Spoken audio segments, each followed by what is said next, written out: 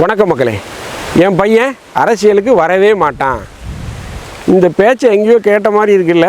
ஆமாங்க, திமுகவுடைய தலைவர் முன்னாள் முதல்வர் MK ஸ்டாலின் ஒரு 4.5 ஆண்டுகளுக்கு முன்பு இதே விஷயத்தை தான் சொன்னார். உங்க குடும்பத்திலிருந்து யாராவது இனிமேல் அரசியலுக்கு வர வாய்ப்பு இருக்கா சார்?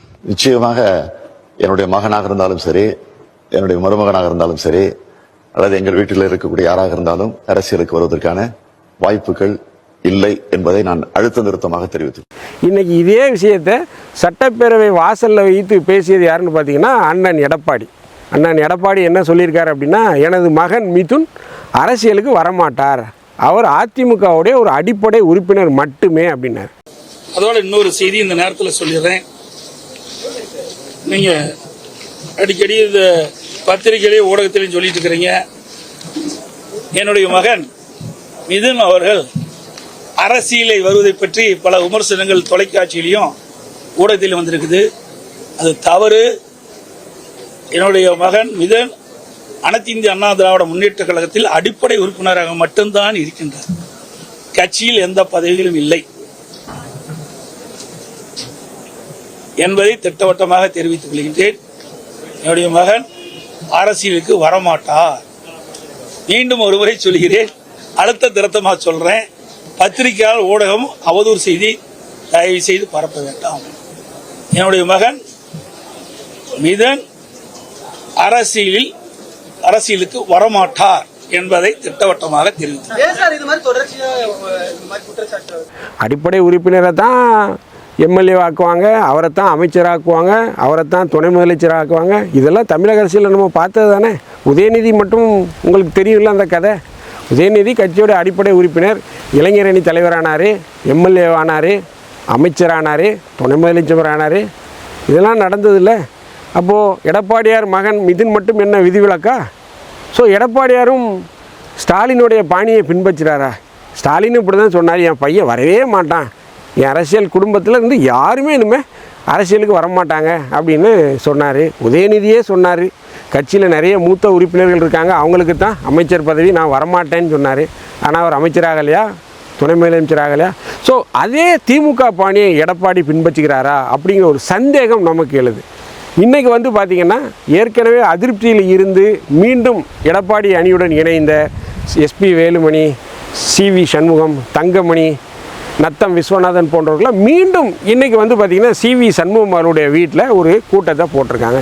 இதெல்லாம் நீங்கள் செய்திகளில் பார்த்துருப்பீங்க.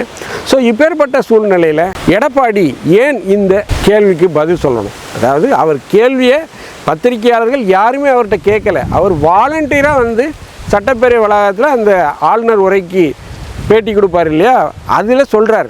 எந்த பத்திரிகையாளர்களுமே கேட்கல. அவர் என்ன சொல்கிறாருன்னா, சமூக வலைதளங்களில் நிறைய செய்தி வருது, என் மகன் அரசியலுக்கு கொண்டு வர போகிறேன், அதிமுகவில் முக்கிய பதவி அவர் கொடுக்கப்பட போகுது அப்படிங்கிற மாதிரிலாம் செய்தி வருது.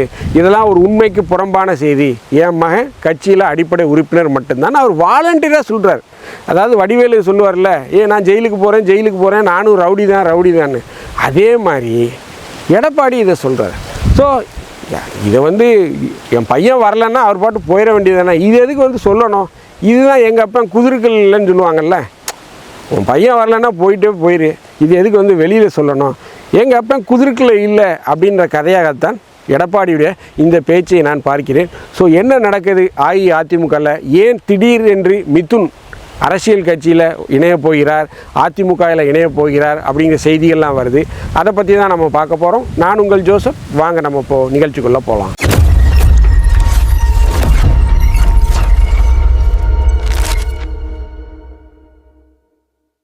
அஇஅதிமுக ஒரு மாபெரும் இயக்கம், அதில் எந்த ஒரு மாற்று கருத்தும் இல்லை. 1.5 கோடி தொண்டர்களை உடைய இயக்கம் அப்படின்னு சொல்லி ஜெயலலிதா அம்மா சொல்லுவாங்க. ஏன் எடப்பாடியே சொல்லியிருக்காரு. இன்றைக்கி அந்த இயக்கம் பார்த்திங்கன்னா கழுதை தேஞ்சு கட்டருமாக போச்சுன்னு சொல்லுவாங்கள்ல, அந்த கதை தான். ஏன் அப்படின்னு பார்த்திங்கன்னா, சரியான நிர்வாகம், ஒரு நிர்வாக திறமையின்மை.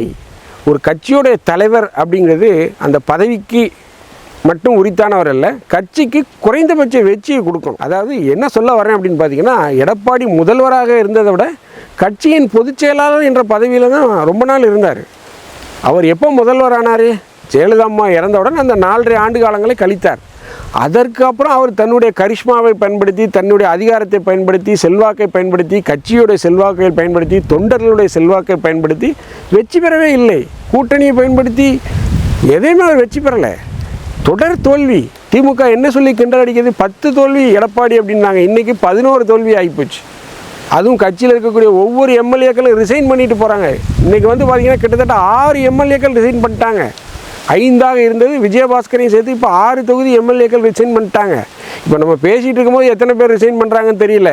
ஏன்னா சிவி சண்முகம் வீட்டில் எஸ்பி வேலுமணி, தங்கமணி, நத்தம் விஸ்வநாதன் போன்ற மூத்த அமைச்சர்கள், மூத்த நிர்வாகிகள், அதிமுக நிர்வாகிகள்லாம் கூடி பேசிகிட்டு இருக்காங்க.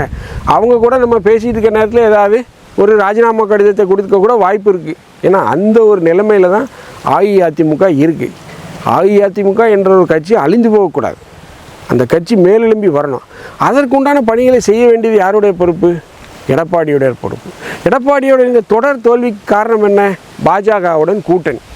மீண்டும் மீண்டும் நான் அதுதான் சொல்லுவேன். ஏன் ஜெயலலிதா அம்மா பல முறை சொல்லியிருக்காங்க, என் வாழ்க்கையில் நான் வாழ்நாளில் செய்த மிகப்பெரிய தவறு பாஜகவுடன் கூட்டணி வைத்தது. அந்த தவறை நான் இனி ஒருபோதும் செய்ய மாட்டேன் அப்படின்னு சொன்னாங்க. பட் அஇஅதிமுக என்ன செய்யுது? எடப்பாடியார் என்ன செய்கிறார்? மீண்டும் மீண்டும் பாஜகவோட கூட்டணி. நம்ம பல முறை சொல்லியிருக்கோம், தமிழக மக்கள் மத்தியில் பாஜக அப்படின்னா அது ஒரு மதவாத கட்சி அப்படிங்கிற எண்ணம் பசுமரத்து ஆணி போல் அவருடைய மனதில் பழிந்து விட்டது.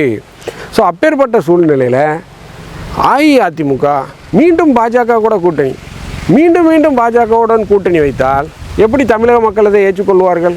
ஸோ இதெல்லாம் சிந்திக்கணும் இல்லை? இதெல்லாம் ஒரு காமன் சென்ஸ், ஒரு பொது அறிவு தானே இதெல்லாம். ஸோ இதை கூட சிந்திக்காமல் வச்சுட்டு எப்படி நீங்கள் வந்து மக்களை எதிர்கொள்வீர்கள்? ஸோ இதுதான் தோல்விக்கு காரணம். இதுதான் சிவி சண்முகம்லாம் அவர் மேலே கோவப்படுறாரு. குறைந்தபட்ச வெற்றியவாது பெற்று கொடுங்கள் அப்படிங்கிறாங்க. ஸோ இப்பேற்பட்ட சூழ்நிலையில் கட்சிக்கு இளரத்தம் பாய்ச்சணும். திமுக ஒரு பக்கம் என்ன பண்ணுது? கட்சியில் இருக்கக்கூடிய மூத்த நிர்வாகிகள், வயசானவர்கள், அதாவது ஏவா வேலு, பெரியசாமி, துரைமுருகன் போன்ற பாடாதி கேஸுகளை எல்லாம் வீட்டுக்கு அனுப்பிச்சிடணும் அப்படின்னு பார்க்குறாங்க. ஸோ அதே போன்று அஇஅதிமுகலையும் செய்யணும் அப்படின்னு எடப்பாடி நினைக்கிறாரு. மேலும் அவர் கடந்த முறை என்ன சொல்கிறாருன்னா, சமூக வலைதளங்களில் கட்சியினர் வந்து ஆதிக்கம் செலுத்தணும், அதிக கவனம் செலுத்தணும் அப்படிங்கிறார். ஸோ இந்த 2 திராவிட கட்சிகளுமே செய்த ஒரு முட்டாள்தனம் என்ன தெரியுமா? விஜய் வந்து இன்ஸ்டாகிராமை வச்சும் ரீல்ஸ் போட்டும் சோஷியல் மீடியாவை வச்சும் ஆட்சிக்கு வந்துட்டாங்க அப்படின்னா, உண்மையிலே இந்த மாதிரி ஒரு பைத்தியக்காரத்தனம் எதுவுமே கிடையாது. சின்ன பிள்ளைங்களை வச்சு ஆட்சியை பிடிச்சிட்டாருன்னு சொல்லுவாங்க. இதெல்லாம் அதுவும் ஒன்று. பட் அதுவே இல்லாமல் ஒரு 95% வந்து பார்த்திங்கன்னா உங்கள் மீது இருந்த ஆன்டி இன்கம்பன்சி, திமுக மீது இருந்த ஊழல் குற்றச்சாட்டுகள், ஒரு நிர்வாகத்தன்மை இல்லாமல் எல்லா அமைச்சர்களும் தாண்டோண்டித்தனமாக செயல்பட்டது, ஒரு கட்டுப்பாடு இல்லாமல் தமிழக அரசு போச்சு. அதுதான் உங்கள் மீது மக்களுக்கு எரிச்சல். ப்ளஸ் ஒரு 5% வேணால் இந்த சமூக வலைதளங்களுடைய ஆதிக்கம் அப்படின்னு சொல்லலாம். ஸோ இந்த திராவிட கழகங்கள் நினைக்கிற மாதிரி இன்ஸ்டாகிராமை வைத்தோ, ரீல்ஸ் போட்டோ, சோஷியல் மீடியா வைத்தோ, இல்லை சின்ன பிள்ளைங்களை வைத்தோ தாவேக ஆட்சியை பிடிக்கும். இதை நீங்கள் முதல்ல உணர்ந்து கொள்ளணும். இதை உணர்ந்து கொள்ளனா அடுத்த முறை நீங்கள் தோல்வியை தான் சந்திப்பீர்கள். ஸோ இப்பேற்பட்ட சூழ்நிலையில் கட்சிக்கு புது ரச்சம் பாய்ச்சணும் அப்படின்னா இளைஞர்களை கொண்டு வரணும், இளம் தலைவர்களை கொண்டு வரணும், இளம் தலைவர்களை ஐடென்டிஃபை பண்ணி உள்ளே கொண்டு வரணும் அப்படின்னு நினைக்கிறாங்க. ஏன்னா ஒரு பக்கம் திமுக ஜென்சின்னு சொல்லி அவங்க கூட ஒரு மாநாடை போட்டு ஊராக போய் போட்டுக்கிட்டு இருக்காங்க வித்த காட்டுற மாதிரி. இப்போ வந்து பார்த்திங்கன்னா அஇஅதிமுகவும் புது ரத்தத்தை பாய்ச்சணும், இளைஞர்களை கொண்டு வரணுங்கிறதுக்காக ஒரு புதிய இளம் தலைவர் அந்த கட்சிக்கு தேவைப்படுறாரு. அது ஏன் நம்ம மகனாகவே இருக்கக்கூடாது அப்படின்னு எடப்பாடி யோசித்தார். யோசித்தது உண்மை. அவர் மிதுனை கொண்டு வரணும் அப்படிங்கிற முடிவில் இருக்கார். ஸோ இது உண்மை. எடப்பாடி அவருடைய மகன் மிதுனை அஇஅதிமுகவில் ஒரு முக்கிய பொறுப்பை கொடுக்கணும் அப்படின்னு பேசியது உண்மை. ஏன்னா இதை ஆதரித்து கேபி முனுசாமியே பேசினார், உங்களுக்கு தெரியும். மேலும் கேபி முனுசாமி என்ன சொன்னார்? மிதுனுக்கு கூட நீங்கள் அஇஅதிமுகவில் ஒரு முக்கிய பொறுப்பு கொடுங்க, நாங்கள் யாரும் அதை எதிர்க்க போகிறதில்ல, நாங்கள் அதை வரவேற்கிறோம் அப்படிங்கிற மாதிரிலாம் பேசி கொடுத்தார். ஸோ இதெல்லாம் பூதகாரமாக நம்ம ஒரு ஊடகமாக வைத்து பார்க்கும்போது பார்த்திங்கன்னா எடப்பாடியார் அவர் மகனை அரசியலில் கொண்டு வரணும்னு நினைக்கிறாரு. ஒரு மிகப்பெரிய கட்சி, மிகப்பெரிய அளவில் கட்சிக்கு சொத்துக்கள் இருக்குது. கட்சியுடைய சொத்து மதிப்பு பல 1000 கோடிகளை தாண்டும். ஸோ அப்பேற்பட்ட ஒரு கட்சிக்கு தன்னுடைய மகனை கண்டிப்பாக அவர் கொண்டு வரணும் அப்படின்னு தான் நினைத்திருப்பார். வெளியில் வேணால் சொல்லலாம் என் மகன் வரமாட்டார்னு, எழுதி வைத்து கொள்ளுங்கள். இன்னும் ஒரு 6-7 மாதங்களில் கண்டிப்பாக மிதுன் வந்து அஇஅதிமுகவில் ஒரு முக்கிய பொறுப்பில் தான் அமரப்போகிறார். இந்த வீடியோ உங்களுக்கு பிடிச்சிருந்ததுன்னா தயவுசெய்து லைக் பண்ணுங்கள், ஷேர் பண்ணுங்கள், சப்ஸ்கிரைப் பண்ணுங்கள். மறக்காமல் உங்கள் கருத்துக்களை கமெண்ட் செக்ஷனில் சொல்லுங்கள். நன்றி, வணக்கம்.